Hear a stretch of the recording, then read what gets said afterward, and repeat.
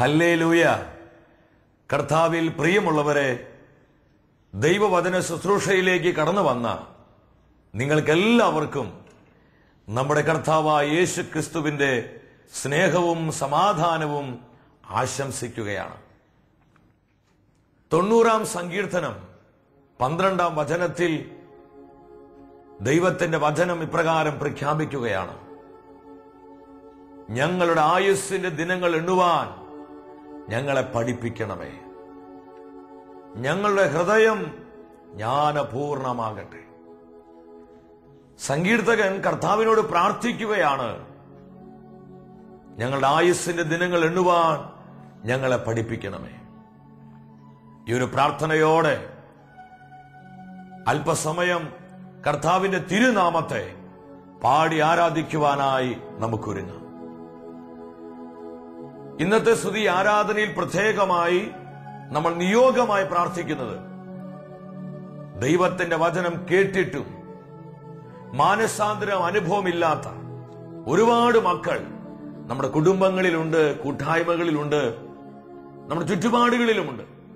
ആ പ്രിയപ്പെട്ടവരെ എല്ലാം കർത്താവിന്റെ കരങ്ങളിൽ ഏൽപ്പിച്ച് അവരുടെ ജീവിതത്തിൽ പരിശുദ്ധാത്മാവിന്റെ നവമായ അഭിഷേകം ഇറങ്ങി വരുവാൻ നമ്മൾ ഒരുമിച്ച് പ്രാർത്ഥിക്കുകയാണ്. കർത്താവേ, കരം നീട്ടണമേ, ഞങ്ങൾ അനുഗ്രഹിക്കണമേ. കരമടിച്ച് പരിശുദ്ധാത്മ നിറവിൽ ആനന്ദത്തോടെ നമ്മൾ ഒരുമിച്ച് പാടി ആരാധിക്കുന്നു. ഈ കാലഘട്ടത്തിന് അഭിഷേകം നിറഞ്ഞിടാ, അധികമാമളവിൽ അഭിഷേകം പകരണമേ. ഈ കാലഘട്ടത്തിന് അഭിഷേകം നിറഞ്ഞിടാ, അധികമാമളവിൽ അഭിഷേകം, അധികമാമളവിൽ അഭിഷേകം. ഇരുവശങ്ങളിലേക്ക് കരമടിച്ച് നിറയട്ടെ, എന്നിൽ കവിയട്ടെ, എന്നിൽ ഒഴുകട്ടെ പുതിയൊരു അഭിഷേകം. കർത്താവേ, കുടുംബങ്ങളിലേക്ക് പകരണമേ. ഈ സ്തുതി ആരാധനയിൽ പ്രാർത്ഥിച്ചുകൊണ്ടിരിക്കുന്ന 10,000 പകരുക കർത്താവേ, പുതിയൊരു അഭിഷേകം. ഇന്നോളം മാനസാന്തരം ഇല്ലാത്ത മാനവരെ നേടിടുവാൻ ഇതുവരെയും പരിശുദ്ധാത്മ ശക്തി കടന്നു വരണം. പാപശക്തികൾ പൊട്ടണം. വെടിയാത്ത ജീവിതങ്ങളെ നേടിടുവാൻ ആത്മാവേ വരദാനത്തിൻ ശക്തി നിറച്ചു നയിക്കണമേ. ആത്മാവേ വരദാനത്തിൻ ശക്തി നിറച്ചു നയിക്കണമേ. ആദിയിലെ പോലെ ഇന്നിവിടെ അത്ഭുത ശക്തി വെളിപ്പെടുവാൻ. ആദിയിലെ ഒരുമിച്ച് ആത്മനിറവിൽ പാടുന്നു. കരമുയർത്തിയടിച്ച് നിറയട്ടെ, എന്നിൽ കവിയട്ടെ, എന്നിൽ ഒഴുകട്ടെ പുതിയൊരു അഭിഷേകം. കുടുംബങ്ങളിൽ പരിശുദ്ധാത്മ അഭിഷേകം നിറയട്ടെ, തലമുറകളിൽ അഭിഷേകം നിറയട്ടെ, കുഞ്ഞുങ്ങളിൽ അഭിഷേകം നിറയട്ടെ. കരകൾ കാറ്റി അടിച്ചു പാടുന്നു. നിറയട്ടെ, എന്നിൽ കവിയട്ടെ, എന്നിൽ ഒഴുകട്ടെ പുതിയൊരു അഭിഷേകം. ഇത് അനേക രോഗികളിലേക്ക് അഭിഷേകം ഒഴുകുന്നു. വേദനിച്ച് തകർന്നിരിക്കുന്ന ജീവിതങ്ങളിലേക്ക് അഭിഷേകം ഒഴുകുന്നു. സ്വീകരിച്ച് ഒരിക്കൽ കൂടെ പാടുന്നു. നിറയട്ടെ, എന്നിൽ കവിയട്ടെ, എന്നിൽ ഒഴുകട്ടെ പുതിയൊരു അഭിഷേകം, പുതിയൊരു അഭിഷേകം, പുതിയൊരു അഭിഷേകം. ഇരുകരങ്ങളും കർത്താവിന്റെ സാന്നിധ്യത്തിന് മുന്നിൽ ഉയർത്തി ആഗ്രഹത്തോടെ പ്രാർത്ഥിക്കും. മക്കളെ, ഇത് കൃപയുടെ നിമിഷങ്ങളാണ്. കർത്താവ് അത്ഭുതകരമായി പ്രവർത്തിക്കുന്ന മണിക്കൂറുകളാണ്. ഹൃദയം തുറങ്ങി അതരം തുറന്ന് കരമുയർത്തി യേശുവിനെ വിളിക്കുക. യേശുവേ, അത്ഭുതത്തിന്റെ ദൈവമേ, അഭിഷേക സാന്നിധ്യം കുടുംബങ്ങളിൽ പകരണമേ. ഈ സ്തുതി ആരാധന വിശ്വസിച്ച് പ്രാർത്ഥിച്ചുകൊണ്ടിരിക്കുന്ന 10,000 മേൽ മഹത്വത്തോടെ വരണമേ. പാപബന്ധനത്തിന്റെ കെട്ടുകളെ പൊട്ടിക്കണമേ. വർഷങ്ങളായി പിശാച് ബന്ധിച്ചിട്ടിരിക്കുന്ന ജീവിതങ്ങളെ വിമോചിപ്പിക്കണമേ. Hallelujah, hallelujah, hallelujah. അങ്ങനെ അഭിഷേകത്തിന്റെ കരങ്ങൾ, സൗഖ്യത്തിന്റെ കരങ്ങൾ, കൃപയുടെ കരങ്ങൾ, അനുഗ്രഹത്തിന്റെ കരങ്ങൾ 10,000 മേൽ നീട്ടുക. അഭിഷേക സാന്നിധ്യം ശക്തിപ്പെടട്ടെ. പരിശുദ്ധാത്മാവേ വരിക, പരിശുദ്ധാത്മാ വരിക. ഈ സ്തുതി ആരാധനയിലേക്ക് വരിക. കാലഘട്ടത്തിന് അഭിഷേകമായി വരിക.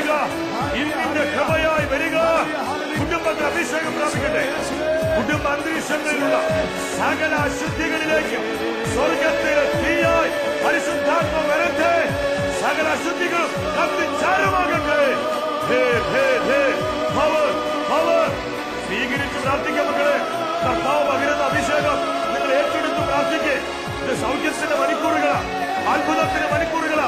കർത്താവ് നിങ്ങൾക്ക് വേണ്ടി അടയാളങ്ങളാൽ അത്ഭുതങ്ങളാൽ വചനം സ്ഥിരീകരിക്കുന്ന മണിക്കൂറുകളാ. യേശുവേ, ഹല്ലേലൂയ, ഹല്ലേലൂയ. കൃപ കൃപ കൃപ ഒഴുകട്ടെ, കൃപ ഒഴുകട്ടെ, കുടുംബങ്ങളിലേക്ക് ഒഴുകട്ടെ.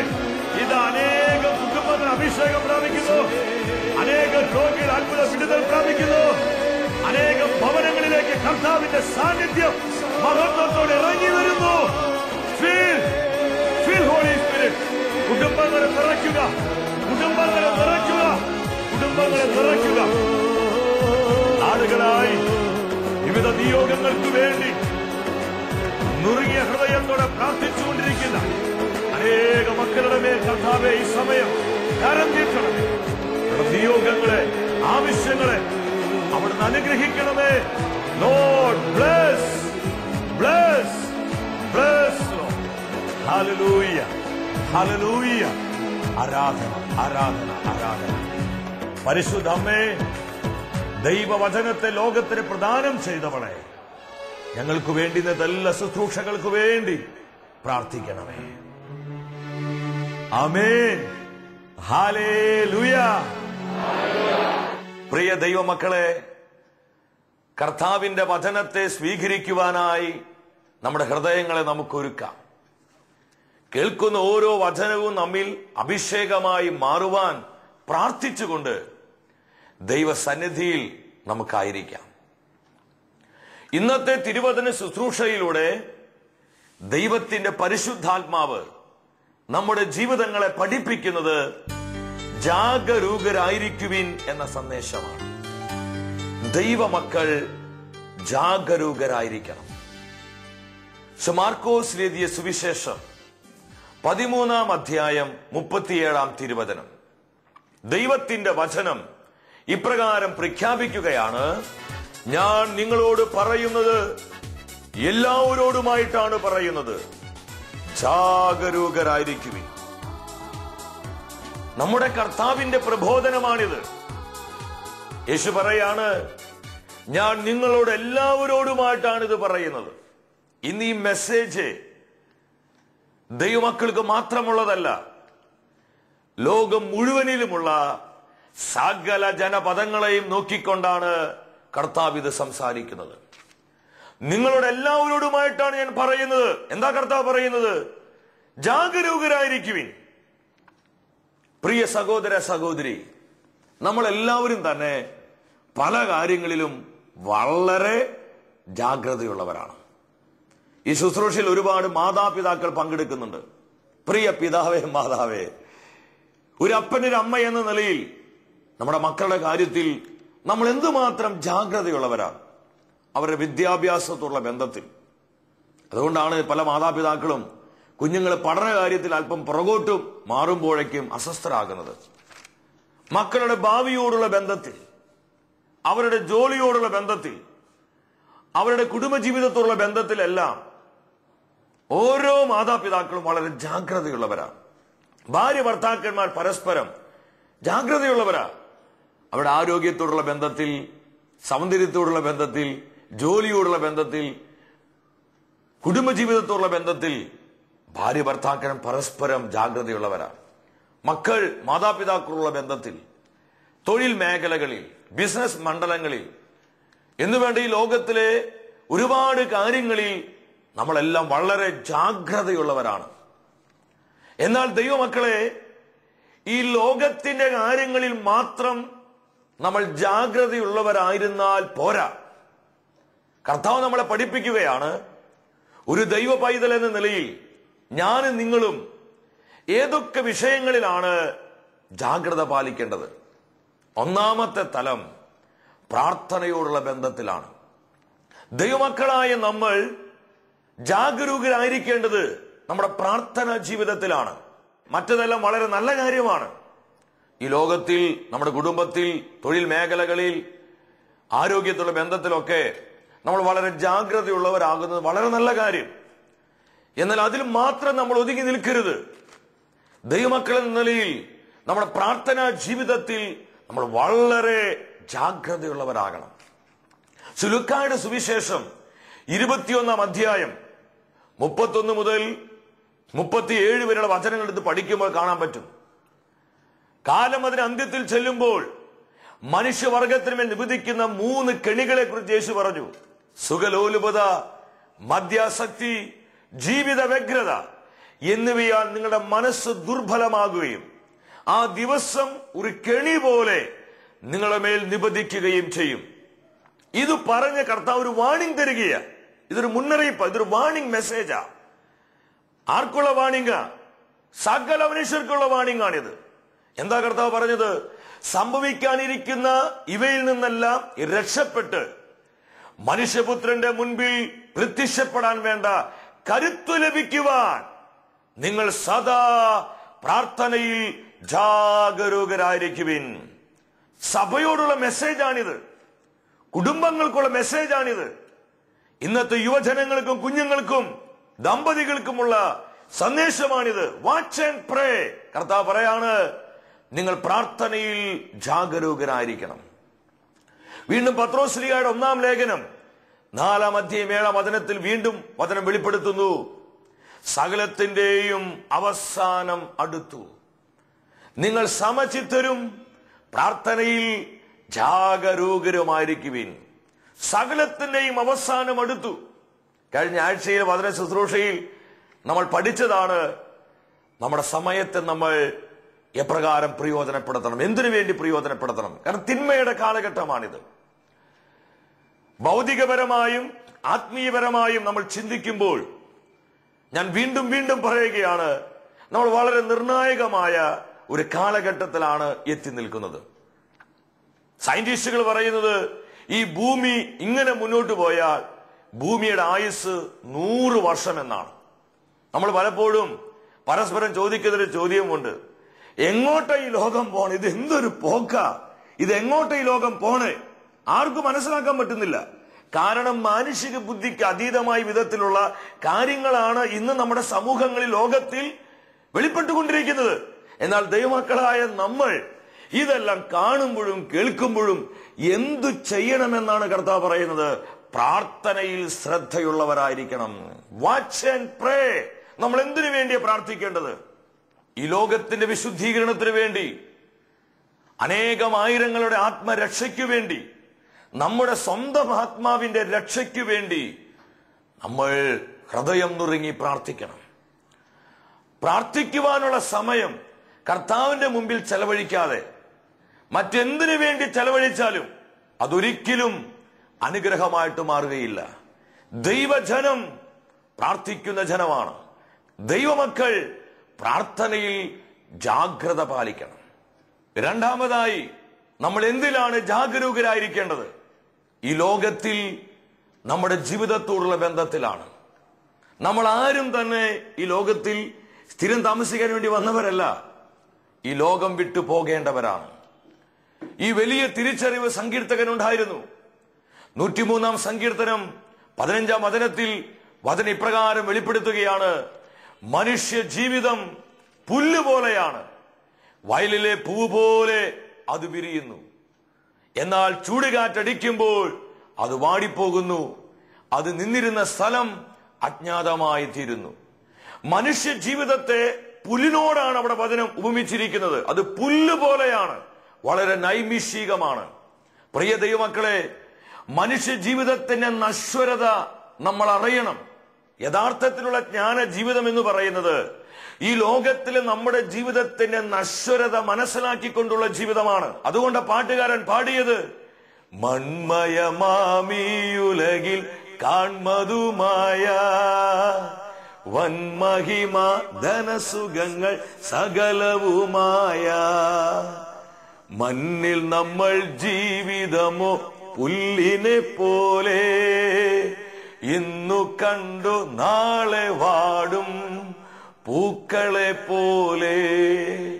ഈ ലോകത്തിൽ നമ്മൾ ജീവിക്കുമ്പോൾ പലപ്പോഴും ഈ ബോധ്യം നമുക്കില്ല.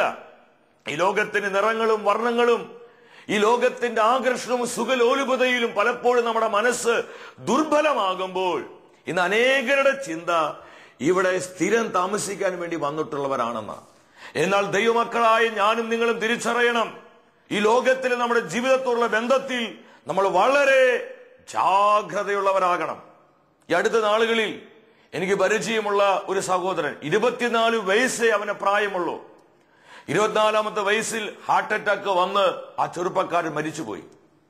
അവന്റെ മരണം എന്നെ ഒരുപാട് ചിന്തിപ്പിച്ചു. മരിക്കണേക്കാൾ 10 മിനിറ്റ് മുൻപ് നല്ല കോഴിക്കറിയും ചിക്കൻ കറിയും പൊറാട്ടയും കടിച്ച് ഇരിക്കുന്ന സമയത്താണ്, ഒരു 10 മിനിറ്റ് കഴിഞ്ഞ് കാണും, അവന്റെ ചെസ്റ്റിന് നെഞ്ചിനെ ഒരു പെയിൻ വന്നു. ഒരു 15 മിനിറ്റിനുള്ളിൽ ആ ചെറുപ്പക്കാരൻ ഈ ലോകത്ത് നിന്ന് വേർപെട്ടു പോയി, അവൻ മരിച്ചുപോയി.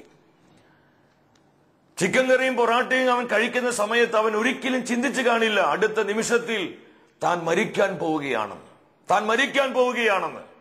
മനുഷ്യ ജീവിതത്തിന്റെ നശ്വരത ഇവിടെ വളരെ വ്യക്തമായിട്ട് കാണുകയാണ്. നമ്മൾ ആര് തന്നെയായാലും നമ്മളെല്ലാം ഈ ലോകം വിട്ടു പോകാനുള്ളവരാണ്. അതുകൊണ്ട് തന്നെ നമ്മുടെ ഈ ലോക ജീവിതത്തിൽ നമ്മൾ വളരെ ശ്രദ്ധയുള്ളവരാകണം. 39ാം സങ്കീർത്തനത്തിൽ 4ാം വചനത്തിൽ വീണ്ടും ദൈവത്തിന്റെ വചനം പ്രഖ്യാപിക്കുകയാണ്, കർത്താവേ, അവസാനം എന്തെന്നും എന്റെ ആയുസ്സിന്റെ ദൈർഘ്യം എത്രയെന്നും എന്നെ അറിയിക്കണമേ. എന്റെ ജീവിതം എന്തുമാത്രം ക്ഷണികമാണെന്ന് ഞാൻ അറിയട്ടെ. എന്റെ ജീവിതം എന്തുമാത്രം ക്ഷണികമാണെന്ന്. അതിനാൽ തന്നെ ഈ ലോകത്തിൽ ഒരു വിശുദ്ധ ജീവിതം നയിക്കുവാനുള്ള ആഗ്രഹം നമുക്കുണ്ടാകണം. സ്നേഹത്തിന്റെ ജീവിതം, കൃപയുടെ ജീവിതം, പങ്കുവെക്കുന്ന ജീവിതം, ദൈവസ്നേഹത്തിന്റെ ജീവിതം നയിക്കുവാൻ വിളിക്കപ്പെട്ടവരാണ് ഓരോ ദൈവമക്കളും. ഈ ജീവിതത്തോടുള്ള ബന്ധത്തിൽ പ്രിയ സഹോദര സഹോദരി, ഞാനും നിങ്ങളും ജാഗ്രതയുള്ളവരാകണം. 3ാമത്തെ തലം യേശുക്രിസ്തുവിന്റെ പ്രത്യാഗമനത്തോടുള്ള ബന്ധത്തിലാണ്. അതെപ്പോഴാ സംഭവിക്കുക നമുക്ക് ആർക്കും അറിയത്തില്ല. മത്തായിയുടെ സുവിശേഷം 24ാം അധ്യായം 36ാം വചനത്തിൽ യേശു തന്നെ പറഞ്ഞു, ആ ദിവസത്തെ കുറിച്ചോ മണിക്കൂറിനെ കുറിച്ചോ പിതാവിനല്ലാതെ പുത്രനും സ്വർഗത്തിലെ ഒരു ദൂതന്മാർക്ക് പോലും അറിയുകയില്ല. അപ്പൊ കർത്താവ് എന്ന് വരും എന്നുള്ളതല്ല നമ്മുടെ വിഷയം. ഇന്ന് അനേകരുടെ പ്രോബ്ലം അതാ, കർത്താവ് എന്നാ വരിക, ഏത് വർഷത്തിലെ കർത്താവ് വരിക, ഏത് മാസത്തിലെ കർത്താവ് വരിക, ഏത് ദിവസത്തിലാണ്, ഏത് സമയത്താണ് കർത്താവ് വരിക. നമ്മൾ അതിന്റെ പുറകെ ഒന്നും ഓടി സമയം കളയേണ്ട ആവശ്യമില്ല. അത് ശരിയായിട്ടുള്ള ആധ്യാത്മികതയല്ല. കർത്താവ് എന്ന് വരും അതല്ല നമ്മുടെ വിഷയം. കർത്താവ് എന്ന് വന്നാലും ഞാനും നിങ്ങളും ഒരുക്കമുള്ളവരാണോ? ഇന്ന് രാത്രിയിൽ വന്നാൽ, നാളെ വന്നാൽ, ഒരു 5 കൊല്ലം കഴിഞ്ഞ് വന്നാൽ, എപ്പോ വേണമെങ്കിലും വരട്ടെ, വന്ന് നമ്മൾ തയ്യാറാണോ? ഇതാണ് കർത്താവിന് അറിയേണ്ടത്. മത്തായിയുടെ സുവിശേഷം 24ാം അധ്യായം 42ാം വചനത്തിൽ വചനം പറയുകയാണ്, നിങ്ങളുടെ കർത്താവ് എപ്പോൾ വരുമെന്ന് അറിയാത്തത് കൊണ്ട് നിങ്ങൾ ജാഗരൂകരായിരിക്കുവിൻ. കർത്താവിന്റെ പ്രത്യാഗമനം, അവിടുത്തെ വീണ്ടും വരവ് എപ്പോഴാണെന്ന് നമുക്കാർക്കും അറിയത്തില്ല. വചനം പറയുകയാണ്, അതിനാൽ ദൈവജനം ജാഗരൂകരായിരിക്കണം. വീണ്ടും മത്തായിയുടെ സുവിശേഷം 25ാം അധ്യായം 13ാം വചനത്തിൽ പറയാണ്, ആ മണിക്കൂറോ ദിവസമോ നിങ്ങൾക്കറിയില്ല, അതിനാൽ നിങ്ങൾ ജാഗരൂകരായിരിക്കുവിൻ. വീണ്ടും വീണ്ടും വചനം ആവർത്തിച്ച് നമ്മളെ പഠിപ്പിക്കുന്ന ഒരു കാര്യമാണ്, നമ്മൾ ജാഗരൂകരായിരിക്കണം. ഈ യാഥാർത്ഥ്യം മനസ്സിലാക്കിക്കൊണ്ട് പ്രിയ സഹോദര സഹോദരി, നമ്മുടെ ഈ ലോക ജീവിതം നമ്മൾ വളരെ ശ്രദ്ധയോടെ നയിക്കാൻ കർത്താവ് ആഗ്രഹിക്കുകയാണ്. പത്രോസ് അപ്പോസ്തലൻ എഴുതിയ 2ാമത്തെ ലേഖനം 3:11 പറയുന്നുണ്ട്, ഇവയെല്ലാം നശ്വരമാകയാൽ ഈ ലോകത്തിന്റെ ഇമ്പങ്ങളും ഈ ലോകത്തിന്റെ നിറങ്ങളും ഈ ലോകം നമുക്ക് തന്നിരിക്കുന്ന സ്ഥാനമാനങ്ങള്, പദവികള്, നമുക്ക് തന്നിരിക്കുന്ന നേട്ടങ്ങള്, സൗഭാഗ്യങ്ങള്, ഇതെല്ലാം ദൈവമക്കളെ നശ്വരമാണ്. ഈ ലോകത്തിൽ നിത്യം നിലനിൽക്കുന്നതായി ഒന്നും തന്നെ നമ്മുടെ ജീവിതത്തിൽ ഇല്ല. എല്ലാം നശ്വരമാണ്. അപ്പോസ്തലൻ പറയാ, ഇതെല്ലാം നശ്വരമാകിയാൽ ഈ ലോകത്തിൽ ഒരു വിശ്വാസി എങ്ങനെ ജീവിക്കണം? ദൈവഭയത്തോടും വിശുദ്ധിയോടും ജീവിക്കുന്നതിൽ എന്തുമാത്രം ശുഷ്കാന്തിയുള്ളവരാകണം. അപ്പൊ നമ്മൾ എന്തിലാ ശുഷ്കാന്തിയുള്ളവരാകേണ്ടത്? നമ്മൾ എന്തിലാ ജാഗ്രത പാലിക്കേണ്ടത്? ഈ ലോകത്തിന്റെ സൗഭാഗ്യങ്ങളിലും നേട്ടങ്ങളിലും മാത്രമല്ല, അതിനേക്കാൾ അപ്പുറമായി നമ്മുടെ വിശുദ്ധ ജീവിതത്തിൽ, നിത്യതയെ കണ്ടുകൊണ്ടുള്ള നമ്മുടെ ജീവിതത്തിൽ, പ്രാർത്ഥനാ ജീവിതത്തിൽ, കർത്താവിന്റെ പ്രത്യാഗമനത്തെ കുറിച്ചുള്ള പ്രത്യാശയിലുള്ള ജീവിതത്തിൽ നമ്മൾ വളരെ ശ്രദ്ധയുള്ളവരാകാൻ ഇന്നത്തെ തിരുവചന ശുശ്രൂഷയിലൂടെ ദൈവത്തിന്റെ ആത്മാവ് നമ്മളെ ഓരോരുത്തരും പഠിപ്പിക്കുകയാണ്. ഈ സന്ദേശം നമ്മുടെ ജീവിതങ്ങളിലേക്ക് നമുക്ക് ഏറ്റെടുക്കാം. ഒരു പരിപൂർണമായ സമർപ്പണത്തിന് നമുക്കൊരുങ്ങാം. ഇതൊരു സമർപ്പണത്തിന്റെ സമയമാണ്. സഹോദര സഹോദരി, ഈ 3 തലങ്ങൾ മറന്നുപോകരുത്. ഒരു വിശ്വാസി എന്ന നിലയിൽ പ്രാർത്ഥനയോടുള്ള ബന്ധത്തിൽ നമ്മൾ ജാഗ്രത പാലിക്കണം. നമ്മുടെ ഈ ലോക ജീവിതത്തോടുള്ള ബന്ധത്തിൽ നമ്മൾ വളരെ ശ്രദ്ധയുള്ളവരാകണം. കർത്താവിന്റെ പ്രത്യാഗമനത്തോടുള്ള ബന്ധത്തിൽ നമ്മൾ വളരെ സൂക്ഷ്മതയുള്ളവരാകണം. പരിപൂർണമായും ഈ വചനങ്ങളെ സ്വീകരിച്ചുകൊണ്ട് നമ്മുടെ ജീവിതത്തെ കർത്താവിനെ സമ്പൂർണമായും ഏൽപ്പിക്കാം. തുടർന്ന് വരുന്ന ആരാധന ശുശ്രൂഷയിലൂടെ ദൈവത്തിന്റെ പരിശുദ്ധാത്മാവ് നൽകുന്ന നവമായ അഭിഷേകം നമ്മുടെ വ്യക്തിപരമായ ജീവിതത്തിലേക്കും, നമ്മുടെ കുടുംബങ്ങളിലേക്കും, തലമുറകളിലേക്കും, തൊഴിൽ മണ്ഡലങ്ങളിലേക്കും നമുക്ക് ഏറ്റുവാങ്ങാം. വളരെ ശ്രദ്ധയോടെ ഈ ലോകത്തിൽ ജീവിക്കുവാനായി നമുക്കൊരുങ്ങാം. നിങ്ങളുടെ വ്യക്തിപരമായ നിയോഗങ്ങളെയും കുടുംബത്തെയും നിരവധിയായ ആവശ്യങ്ങളെയും കർത്താവ് സമൃദ്ധമായി അനുഗ്രഹിക്കട്ടെ.